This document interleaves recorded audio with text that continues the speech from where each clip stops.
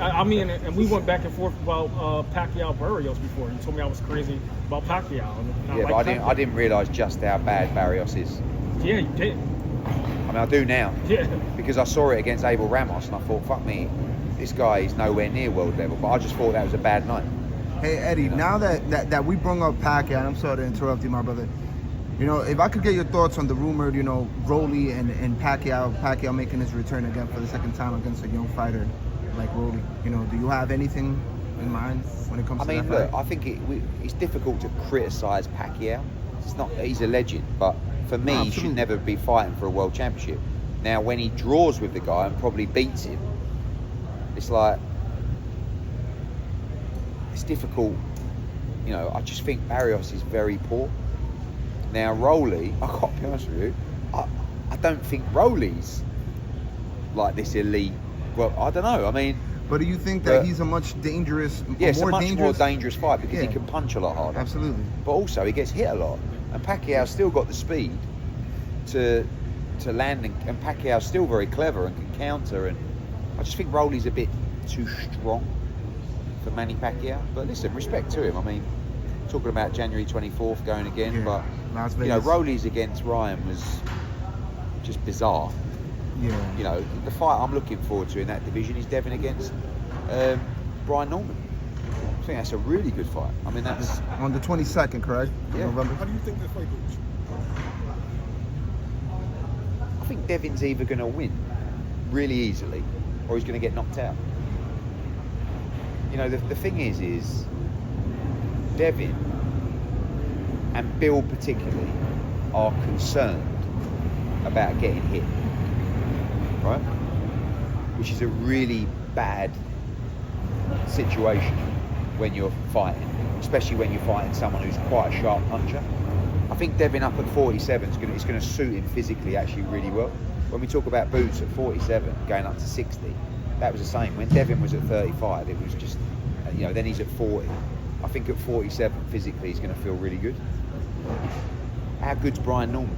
That's. I mean, do you think that was a mentality for one fight, or do you think that's really a long-standing mentality now?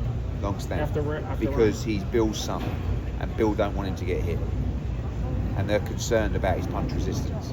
That's the truth. And I don't think if you're concerned about your punch resistance, I think it's a dangerous game.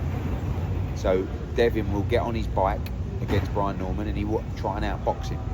I don't think he'll run like he did against Ramirez, because I think he needed that fight. It was rough against Ryan Garcia. Do you know what I mean? He needed to overcome the demons. But you know that when Ramirez stepped in and let his hands go, you could see Devin, and you knew. And you know what everyone's thinking? Fuck. Brian's hopefully a little bit more balls to the floor than Ramirez, who just kind of went through the motions a little bit, tried to win, but you know. But how good's Brian Norman? I mean, because Devin's good. I think Devin beats him. Yeah, probably wins on points. Probably. I have a question, a UK boxing question.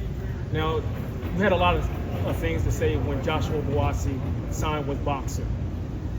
Now that you signed Whitaker away from Boxer, was there any personal feelings in regards to when you pursued Whitaker? Did you want to damage Boxer? No, never. That's like saying, I don't know. Wow, that's like saying, is the LA Lakers concerned about some local college team? I don't know. Like, you don't operate at that level. You know, like it's not. I've never looked at Boxer as this competitor.